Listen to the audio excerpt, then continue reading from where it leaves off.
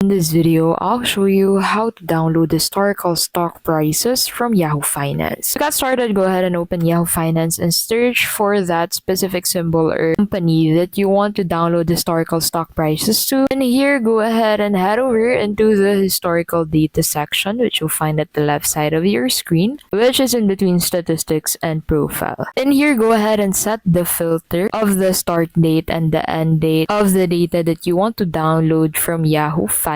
So make sure that you set this right and click on done. You'll be able to find the table for that specific filter. So to be able to download that data, click on that download button at the top right of your screen, which you'll find beside your currency. So once you click on that download button, you'll be able to actually simply download the CSV file of this historical stock prices to your device. So click on that download button to start downloading that CSV file, and that is how you can simply download historical stock prices from Yahoo Finance. Thank you so much for watching. We'll see you in the next video.